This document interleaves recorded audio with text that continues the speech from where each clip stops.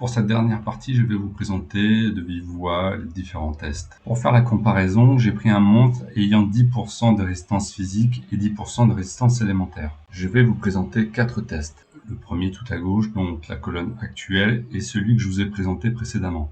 Pour chaque test, la structure est la même. Tout en haut, on retrouve le DPS mono-cible, qui est la somme du DPS de l'attaque normale, de la compétence élémentaire et du déchaînement élémentaire. On retrouve en dessous les attaques %, les bonus de dégâts %, et les crits % équivalents pour chaque configuration. Je rappelle que cette optimisation concerne un build DPS Géo. Je vais d'abord vous présenter les résultats de chaque test et ensuite je vous présenterai les builds associés. Le test Full PV consiste à mettre les pièces d'artefacts fournissant le plus de PV % et de PV, ainsi que l'arme 3 étoiles fournissant des PV %.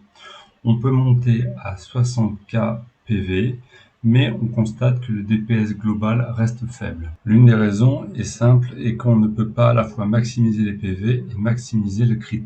Le dernier exemple est une optimisation classique du DPS, c'est-à-dire augmenter l'attaque % et le crit %. Le bonus de dégâts provient essentiellement de la coupe qui, dans notre cas, est en bonus de dégâts Géo. La plus grande source d'optimisation de ces dégâts reste le critique. À travers le diadème et les substats taux critique et dégâts critiques, on peut potentiellement multiplier ces dégâts par 3. Le troisième test est un cas spécifique pour Zhongli qui permet de maximiser ses PV et les dégâts critiques, sans dégrader son potentiel de dégâts. On peut dire que l'attaque % est plus ou moins équivalente au PV %, sauf que dans notre cas, nous préférons le PV % pour maximiser son bouclier. Regardons maintenant plus en détail chaque build. Pour les cas 2 à 4, j'ai considéré le maximum d'ascension de Zhongli, c'est-à-dire ascension 6, level 90. On constate que le troisième cas permet de garder 30k PV. Le troisième et quatrième cas permettent d'avoir un optimal de 100% de taux crit et 200% de dégâts crit. Pour les cas 2 à 4, j'ai considéré une amélioration du niveau des aptitudes de compétences élémentaires et déchaînementaires à 9. Pour l'arme, j'ai privilégié une arme 5 étoiles ayant une très bonne attaque de base et surtout de la recharge d'énergie. Elle a également un peu de taux crit. Et pour finir, parlons des artefacts. L'optimal est donc d'avoir une coupe en bonus de dégâts Géo, un sablier en PV % et un casque en taux crit ou dégâts crit.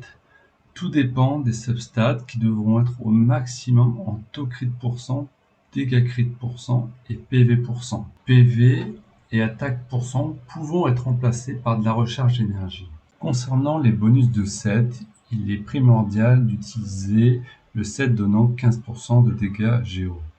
Une alternative au bonus de 2 pièces de 20% sur l'ulti reste le bonus de 18% fourni par Rideau du Gladiateur. Cela est vrai pour Zhongli puisque globalement la compétence élémentaire et le déchaînement élémentaire ont le même DPS.